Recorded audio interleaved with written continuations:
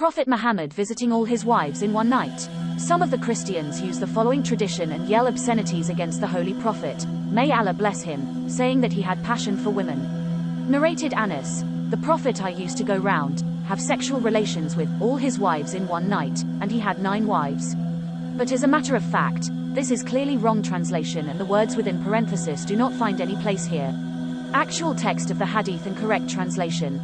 Now the hadith goes as: the word, like i.e., circumambulating the Holy Kaaba only refers to going around and has no other nuance whatsoever. So, the correct translation of the hadith is, narrated Anas, the Prophet I used to go round all his wives in one night, and he had 9 wives. Bukhari, Hadith 275, there is nothing special in the hadith. It in fact shows that he cared for all his wives and went to see them. The query probably rises from the famous translation of this hadith which is there in well-known software.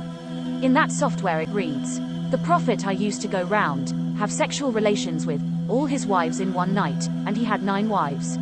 One can clearly see that the words, have sexual relations with, are in parenthesis. That is to say these are not the direct meanings of the Arabic words but addition by the translator to help understand according to his understanding.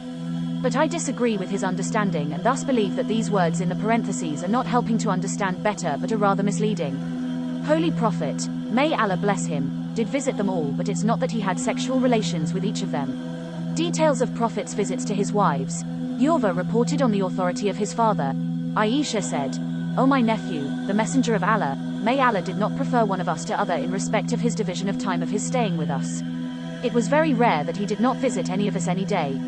He would come near each of his wives without having any intercourse with her until he reached the one who had her day, i.e., her turn, and passed his night with her.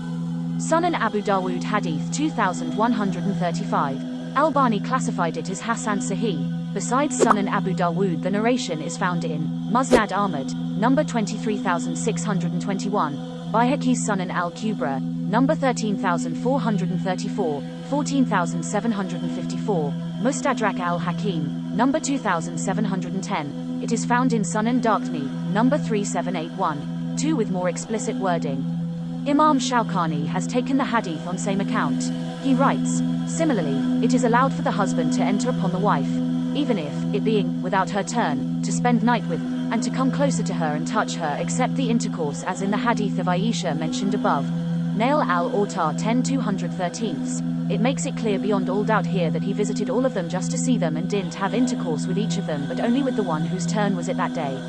Further clarification. One may refer to the narration from Anas, may Allah be pleased with him, in which he related the same issue of Prophet, may Allah bless him, all his wives in a single with him being given the strength of 30 men. One may say this implies the Prophet, may Allah bless him, used to have intercourse with all his wives. But how can the implied understanding of some other companions be taken in precedence over a direct authentic report from none other than the wife of the Holy Prophet, may Allah bless him? Who else would have been more knowledgeable of such intimate details of the Prophet's personal life? Similarly, even the word implies intercourse when used in relation to a person going to his wife, or wives.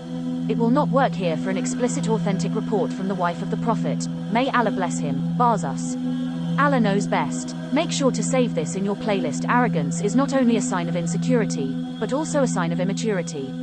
Mature and fully realized persons can get their points across, even emphatically without demeaning or intimidating others.